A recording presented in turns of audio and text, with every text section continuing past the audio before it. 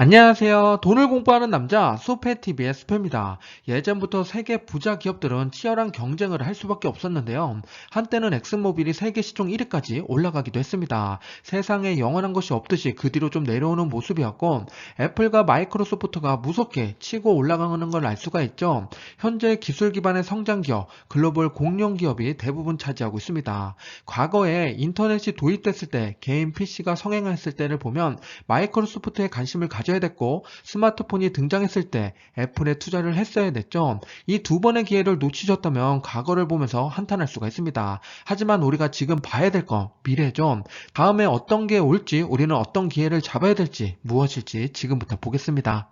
제가 생각하는 기술 발전의 다음 스텝은 메타버스입니다. 메타버스가 현실이 되려면 조금 시간이 걸릴 수 있겠지만 우리의 미래의 다음 스텝인 건 확실해 보입니다. 그럼 투자자 혹은 사업가의 마음으로 메타버스를 바라봐야겠죠? 지금부터 파헤쳐 보겠습니다. 시작 전에 이런 영상을 계속 받아보고 싶으시다면 구독과 좋아요 그리고 따뜻한 공유 부탁드립니다. 여러분의 관심이 저를 행복하게 합니다. 감사합니다.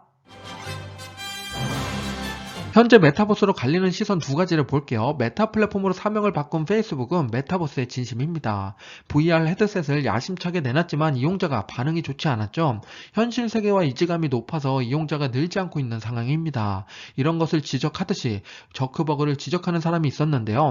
애플의 팀 쿡은 메타버스라는 단어를 쓰지 않고 있습니다. 그런데 AR이 미래 주도 기술이 될 거라는 이야기는 하고 있죠.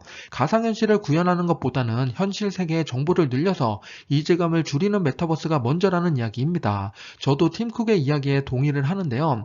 무엇이든 순서가 있는 법입니다. 앞에서 AR과 VR을 말씀드렸는데 중요한 개념이니까 짚고 넘어갈게요.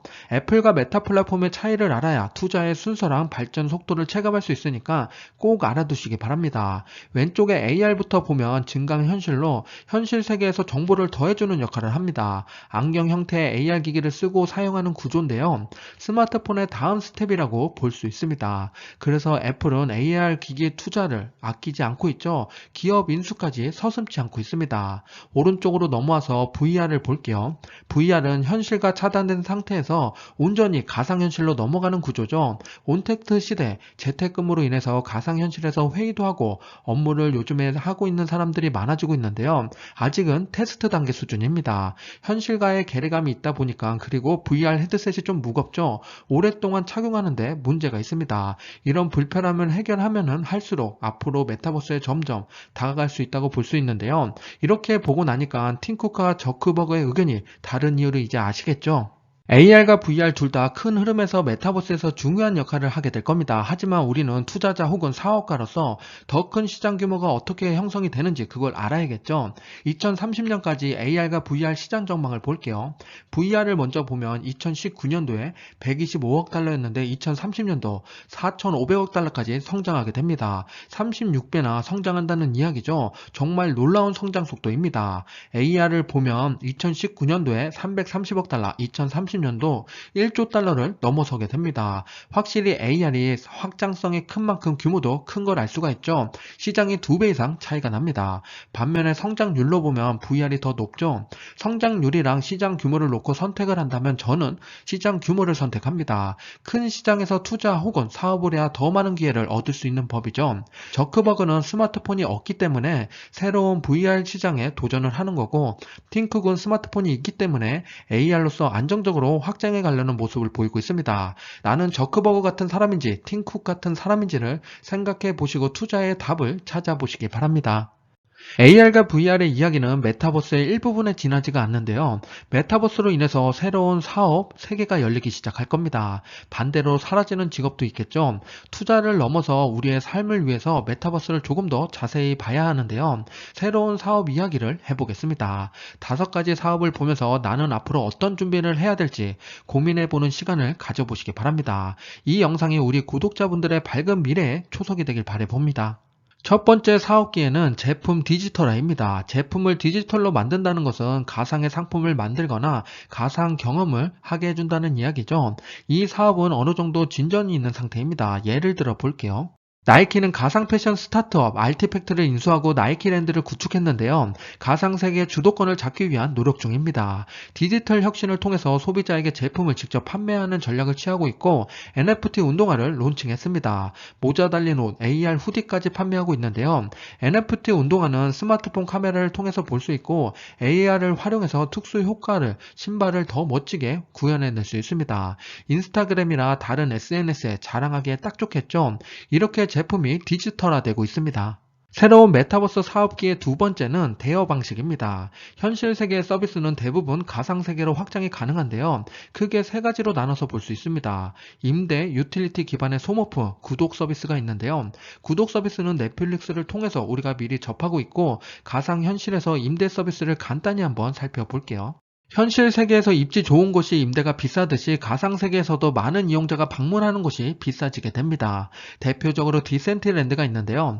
사람들은 디센트랜드에 와서 다양한 활동들을 하고 있습니다. 예를 들어 공간을 임대해서 전 세계 사람들이랑 클럽 파티를 열 수가 있고 같은 취미를 갖고 있는 사람들끼리 모여서 동호회를 열 수가 있습니다. 공간에 대한 제약이 없기 때문에 글로벌이란 벽을 한 번에 무너뜨릴 수 있는 구조이죠. 새로운 사업을 꿈꾼다면 이런 환경에 익숙해져야겠습니다. 세 번째는 사업으로서 메타버스입니다. 앞에서 임대를 말씀드렸는데요. 조금 더 확장돼서 임대가 아닌 내 공간을 만들 수 있는 구조입니다. 가상 매장이라든지 벼룩시장 혹은 가상의 사무실을 만들 수가 있겠죠. 이 중에서 하나를 최근 사례를 들어서 말씀드려 볼게요. 네이버의 자회사 제페토에서 CU 매장을 오픈해서 화제가 됐었는데요. 가상의 공간에 매장을 열어 제품을 판매하고 홍보할 수 있게 됐습니다. 이런 CU 말고도 현대차도 여기서 신제품을 홍보하기도 했었죠. 세계로 나가면 더 다양한 것들이 있습니다. 역시 메타 플랫폼에 대한 이야기를 빼놓을 수가 없는데요. 오클러스 비즈니스를 통해서 가상회의부터 다양한 업무를 할 수 있게 됐습니다. 코로나19로 사회적 거리 두게 되니까 이런 게 더 활성화됐었죠. 요즘에는 줌이랑 화상회의가 점점 사라지고 가상회의가 늘어나고 있습니다. 메타 플랫폼은 직원 절반 이상이 재택근무하게끔 만들겠다고 포부를 밝힌 바 있었는데요. 잘 될지 지켜봐야 될 포인트입니다. 새로운 메타버스 사업계의 네 번째는 커뮤니티 기반 기회입니다. 대표적인 사례로 가상세계에서 존재하는 인플루언서랑 현재 인기를 끌고 있는 유명 아티스트가 있습니다.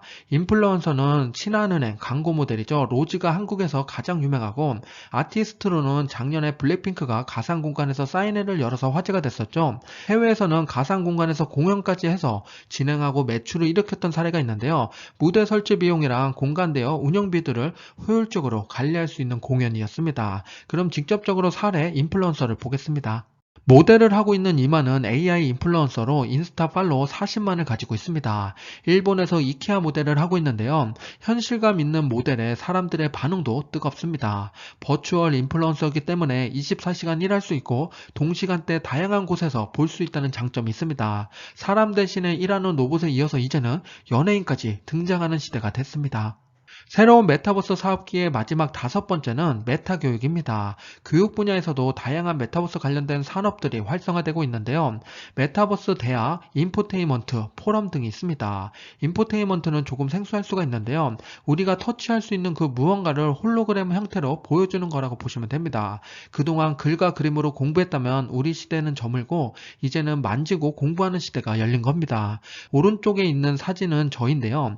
미래에셋에서 진행했던 공모전에 최우수상을 받게 돼서 참석했던 메타버스 공간입니다. 그때 찍어놨던 사진인데요. 가상세계에서도 이렇게 수상할 수 있었습니다. 저도 신기한 경험을 했는데요. 앞으로 이런 것들이 더 많아지겠죠. 사례 하나를 보겠습니다.